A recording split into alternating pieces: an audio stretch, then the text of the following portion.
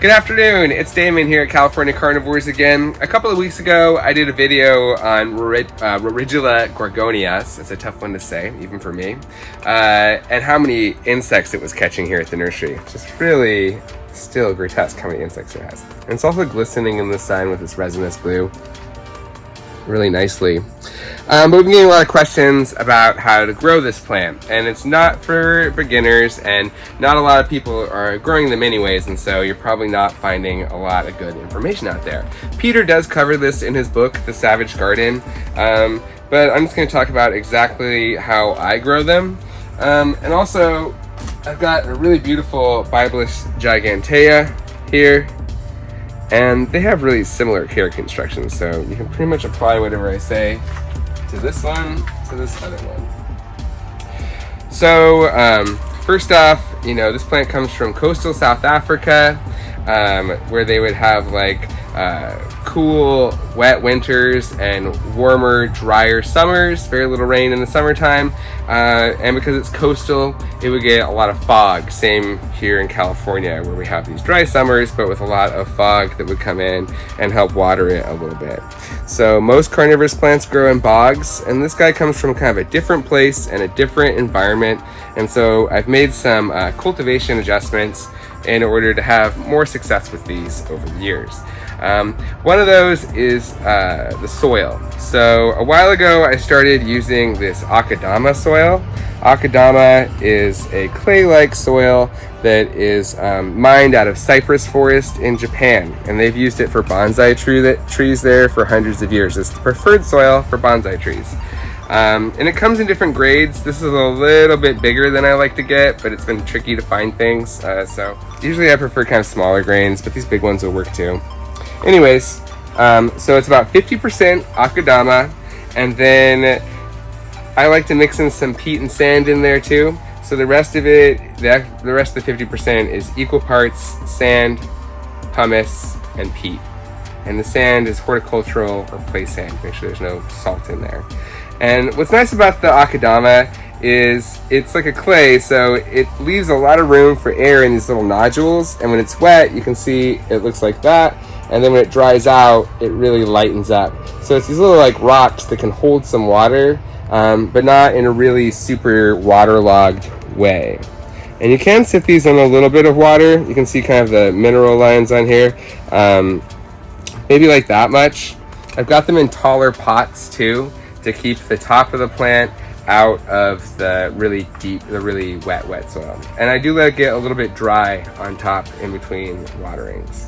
The key is just not rotting them. If you keep it super wet, or if you put it like in a pure peat moss, you'd be more likely to rot it. So I've just adjusted the soil for that.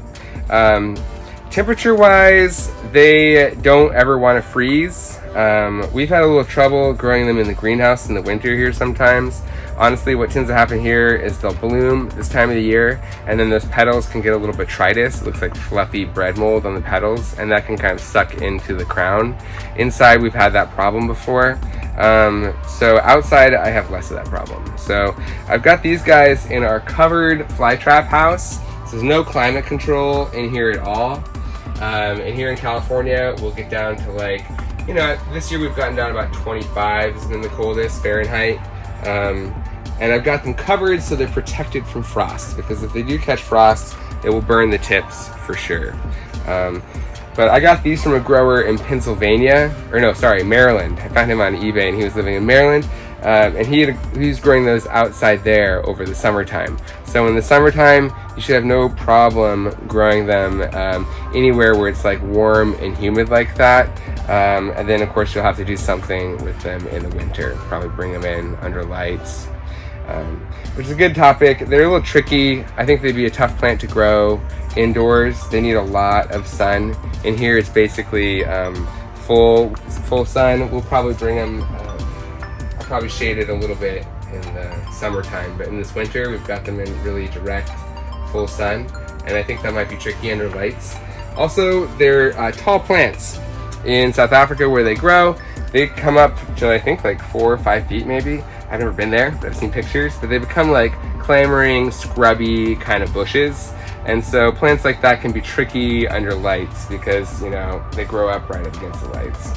So I think it'd be best for a greenhouse, you know, or if you happen to live in frost-free California, that would be the perfect place to grow them. I know a lot of growers in like the San Diego, Southern California area that have a lot of success with these because the climate is just so similar to South Africa's. Yeah, so lighter soil, a little less water, protect them from the frost, but it's totally okay for them to get cold. In fact, I think they do a little bit better at getting a little bit of cold on them in the winter time. Do watch out for rot in the flowers in the winter, especially if your greenhouse is really humid. And usually I'll just cut those flowers off. It'd be a little heartbreaking, but if I get a little mold, I just cut them. And it's way better than losing a flower than losing the entire plant.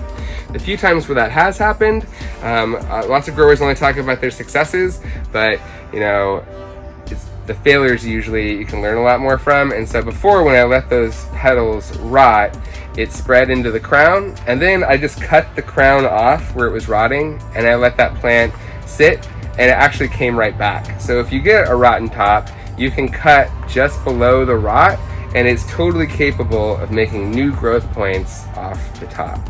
I'm not going to talk too much about propagating, but you can rarely find seeds offered. Don't buy seeds on eBay unless it's a really vetted that grower. Mostly the seeds on eBay are fake, sadly, but they're a little tricky to grow from seed. There's another one where you'd want to grind the seed coat down, scarify it somehow to thin that seed coat, soak it for 24 to 48 hours, and then sow it on the same soil, just maybe sprinkle with a little tiny bit of sand. That's the best way to propagate them. I do know of growers who have been able to take green cuttings and root those very carefully in vermiculite, so you might be able to do that if you had a big mother plant. And there are two species. This is Gorgonias and the other one is dentata, but as far as I grow them both exactly the same. And like I said, you can apply all of these care instructions to Bibulus gigantea also.